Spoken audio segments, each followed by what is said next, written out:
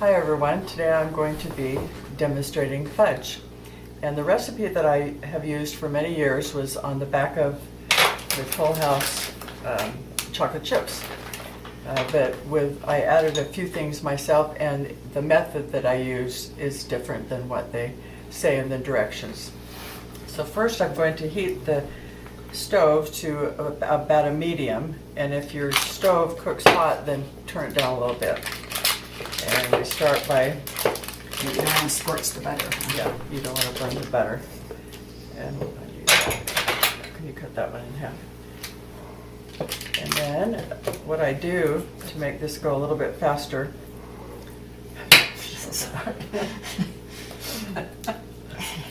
Okay. I cut the butter up just a little bit.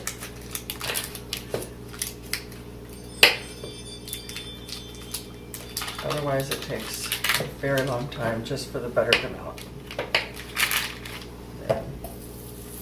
And it takes, for the butter, it takes 1.5 cubes of butter.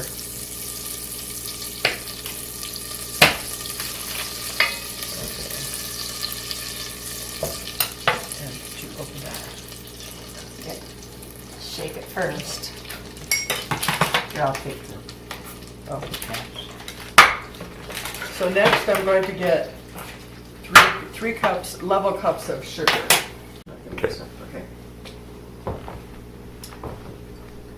Here we have the 3 cups of sugar. 2/3. This will take 2/3 cup milk. This is evaporated milk. 2/3 of a cup. 2/3 of this size can. You can also get them in a small can, which is exactly 2/3 cup. 5 ounces. 5 ounces. And then you just get it incorporated.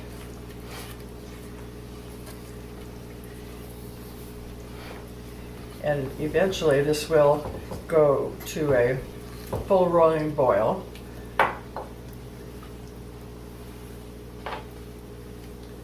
Which we will, I guess, come back and show you in a minute.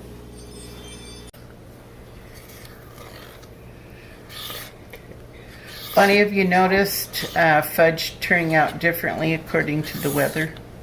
No. You make this whenever you're as long as I in the use mood for this fudge. method, yeah. Okay. And does it change with the altitude change? Is No. there a difference? No difference. I've made it. What changes did you make in the original recipe? I actually added 1 ounce of chocolate chips because it adds to more of a fluffiness to the fudge, Okay. not being heavy. And then the method that I use, the package used to call for cooking it 5 minutes, and then I noticed over years they took it down to 4, and I had already taken it down to 4, but now I do it for exactly 3 minutes and 45 seconds. And that actually gives you a little leeway in case you've cooked it a little longer. It'll be okay. Okay. Yeah, okay. So are we at a full rolling boil now? Nope, because you can tell it's smooth around here. Ah. Yeah. So it boils clear to the edges. Yeah, it has to boil, and then you can't stir it down. You can see it's still smooth on the top, even when I stir it in parts of it. So right over on this edge, it's not actually, and it looks a little foamy. I've decided one thing to look for is when it starts to look a little foamy, then you have a pretty good rolling boil. And I think that looks pretty good. So the trick that I use is so as not to have any sugary taste or grainy taste is to take this spatula out and get a clean one and stir from there. And so now at this point I will start my timer for 3 minutes and 45 seconds.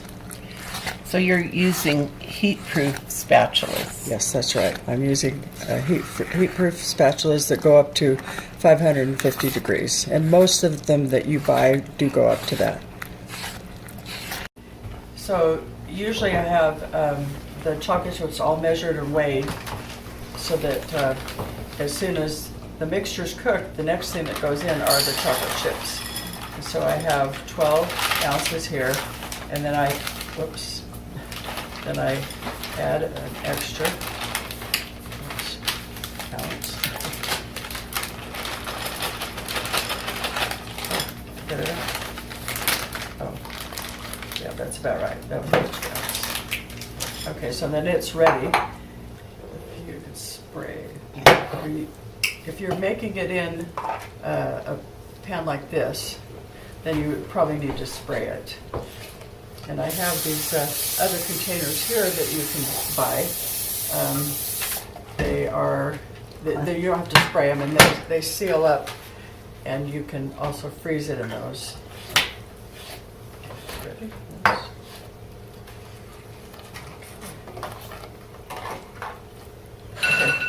Okay. Okay, so now I'm finished with that. And Turn then, off the heat. yes, turn off the heat. And then I add all of the chocolate chips and stir it until it's smooth.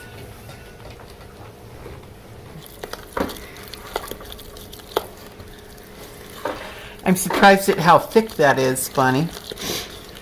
Yeah, it is pretty thick, but it does set up fairly fast, probably that way. Does it make your arm tired? Or is A little. Sometimes I'll switch arms around. Okay, at what point you put the marshmallow cream in? As soon as this is looking like I've stirred it all in, it's nice and smooth, yeah. So the chocolate chips are all melted. They're all melted, yeah. And then because this spatula is hot, you can get this out really well. Most of it comes out really good. So we're adding the marshmallow cream. it's nice you don't have to measure that. Yeah. Yeah, and this is they sell a 9-ounce and a 7-ounce jar, but I found that the 9 ounces makes it a little bit too fluffy. Okay. So look for the 7-ounce Yeah, jar. look for the 7-ounce jar. But if you have the giant jar, can you weigh out the Yeah, amount? I would think you could. Or just eyeball it. Or just go get the 7 ounces. Easier. But if they don't have it, then Well, if you're at home and you only have the big jar, you can Yeah. adapt. sometimes when the holidays start, I buy several jars of it and I freeze it. And You freeze Yeah, it? you Why? freeze marshmallow cream because it has an expiration date. Wow. So I freeze it just to make sure I have all. My marshmallow cream is fresh. all finely aged. Just to make sure it's all fresh ingredients, I freeze it, and it freezes really well.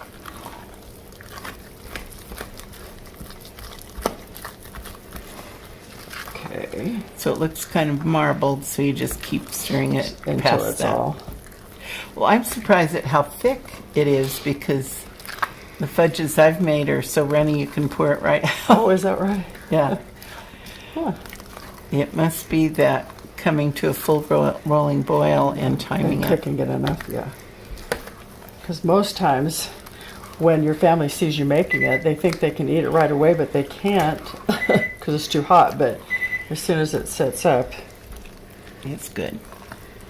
Well, so say this is a busy Valentine's Day and you've made this in the morning.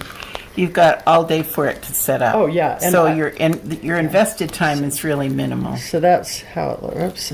Yeah, that's right. So what I'm going to do, oh, that is hot still. Okay.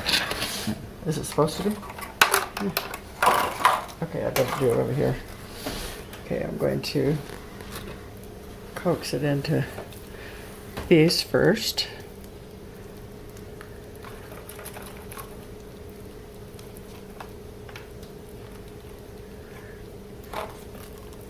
I guess if you wanted a certain amount, you could just weigh it, huh? Yeah, you could. If you know about how much to put in there. Okay. Then I'll put the rest in here.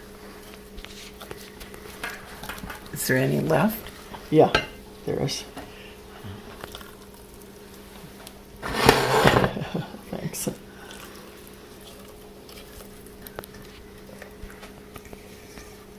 So it really does make quite a lot of fudge. Yeah, it does.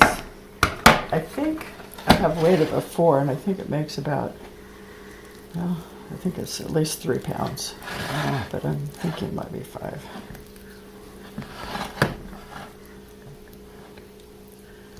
That looks beautiful. So there you have these different ways, and this can take the heat. And Is that why you like these? Is they can yeah, I like these.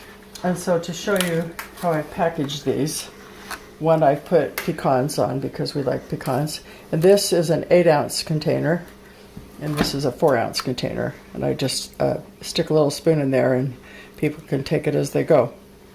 And these are roasted pecans, right? And oh yes, these are roasted pecans. I roast my pecans on a flat cookie sheet at 300 degrees for 20 minutes.